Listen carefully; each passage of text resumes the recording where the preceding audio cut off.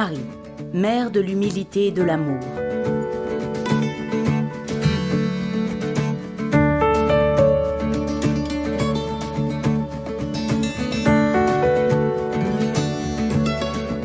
C'est elle qui a tout fait, a dit Don Bosco, à la fin de sa vie terrestre, en repensant à tout ce qu'il avait vécu et fait pour ces jeunes. Le prêtre éducateur voit la Vierge Marie faire irruption dans sa vie, dans le concret et dans une dimension charismatique, de telle sorte qu'on peut dire, de lui comme de Marie elle-même, il a médité dans son cœur les événements mariaux qui se sont produits dans sa vie.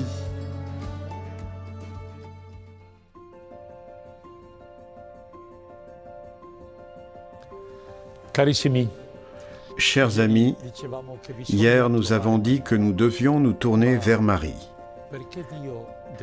Mais pourquoi Dieu veut-il cela? Pourquoi passer par elle? Pourquoi Don Bosco dit-il que c'est elle qui a tout fait? Laissons-nous aider par l'Écriture et par la tradition. Marie a trouvé grâce auprès de Dieu. Elle est pleine de grâce parce qu'elle a donné la vie à Jésus, qui est l'auteur de toute grâce. Dieu l'a choisie comme trésorière et gardienne des dons de Dieu. Cela signifie que chaque don passe par ses mains. Rappelez-vous Cana, en Galilée. Les jeunes époux n'auraient pas bien vécu leur fête sans l'intervention et l'aide concrète de Marie. Chaque enfant naît d'un père et d'une mère.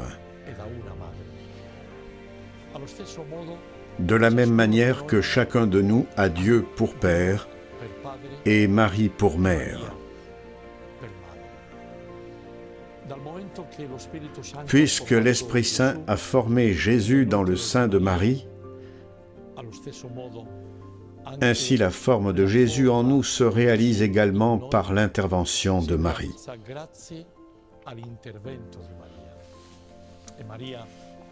Marie, comme toute mère, a nourri son fils, Jésus. Aujourd'hui encore, elle continue à nous nourrir, nous, ses enfants. C'est pourquoi, lorsque Marie vit à nos côtés, ses vertus surgissent en nous, en particulier l'humilité et l'amour.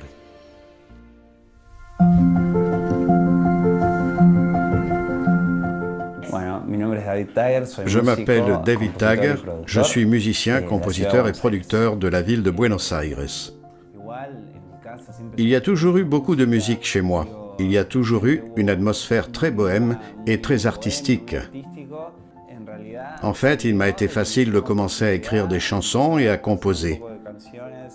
Mais pour moi, c'est une échappatoire. J'ai donc toujours voulu une évasion et un lieu de rencontre en même temps. Une échappatoire à la vie quotidienne et un lieu de rencontre pour les autres.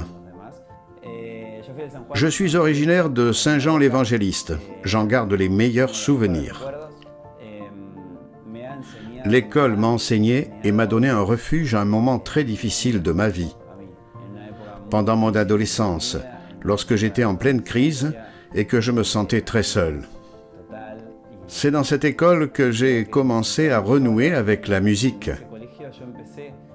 Car l'un des prêtres, je crois qu'il me l'a dit, m'avait donné la clé pour aller jouer du piano, celui de l'école.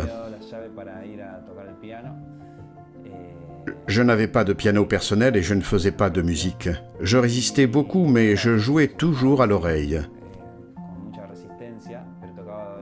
Je m'arrêtais après les cours et je restais pendant des heures parce que je ne pouvais pas rentrer chez moi. Peu importe pourquoi, mais je veux dire que je ne pouvais pas. Et donc pour moi, c'était ainsi. Maintenant, je m'en souviens et cela m'émeut parce que c'était très important. Je ne pense pas qu'ils sachent à quel point c'était important pour moi. Mais c'est aussi pour cela que je les aime beaucoup. Mon rêve après cela, après avoir enregistré avec Leon Grieco,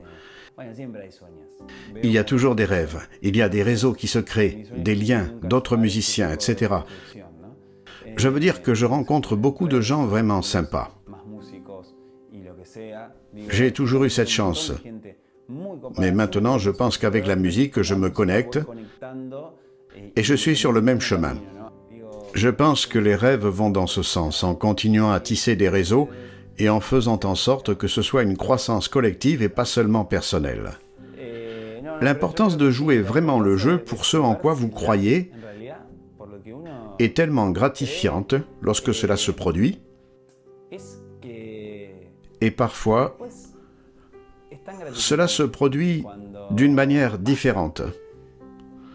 Cela ne se produit pas de la manière dont vous pensiez que cela allait se produire. Mais cela arrive vraiment, cela arrive. Cela m'est arrivé avec beaucoup d'autres artistes et pas seulement avec l'artiste. J'ai rencontré beaucoup de gens qui soudain m'ont dit « Je ne peux pas y croire, c'est un rêve ». Je viens d'un quartier populaire où nous n'avions parfois même pas assez à manger et où nous n'arrivions pas à joindre les deux bouts. Alors ce qui m'arrive, c'est que je sens que je n'ai rien à perdre et que j'ai tout à gagner. Donc tout ce qui m'arrive est génial. Ce qui m'est arrivé quand j'ai commencé à faire cela, c'est que j'ai toujours imaginé, je ne sais pas, ce que je vous disais tout à l'heure à propos de l'alto. Je voyais les interviews et je me disais « Waouh, comme ça doit être fou d'aller sur le terrain ». Et j'y suis allé. Aujourd'hui, je suis très ami avec le producteur et il m'emmène à chaque fois que je crée un événement et que sais-je encore. Je me suis rendu compte que je n'accordais pas beaucoup d'importance à cela. Ce que je pense, c'est que les rêves peuvent être très grands, mais qu'il faut aussi que ce soit de petits rêves et des objectifs qui ne vous frustrent pas et qu'il faut du temps pour les réaliser. Cela ne se fait donc pas du jour au lendemain. Et quand cela arrive, il est important de le valoriser. Parce que sinon, on pense avoir besoin de toujours plus, toujours plus, toujours plus. Que c'est bon comme moteur pour continuer à avancer. Mais la construction des rêves fait que cela ne reste pas seulement un rêve, mais que cela devient une réalité. Oui, l'importance d'avoir toujours quelqu'un pour vous guider. Peut-être les guides sont-ils une petite porte. Je veux dire qu'il n'est pas toujours nécessaire que ce soit quelqu'un qui vous accompagne tout au long du chemin. J'ai beaucoup souffert de ça. De me sentir peu de choses. J'ai beaucoup travaillé dessus en thérapie. De me sentir un peu comme un orphelin abandonné. J'avais mes parents, mais je ne sentais pas la force de quelqu'un pour m'accompagner. Et j'avais toujours de petites références et de grandes références dans la réalité.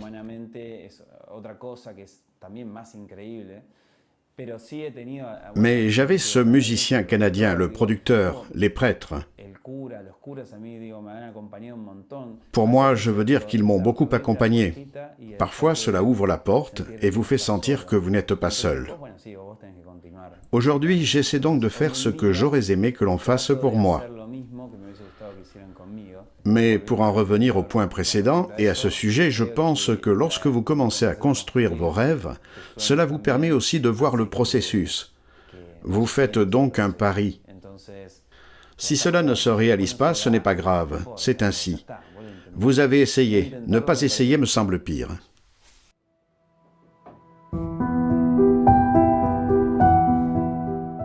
Vierge Marie, femme au cœur simple et pur, tu as fait la volonté du Père dans le silence, dans une profonde humilité et une prudente perspicacité.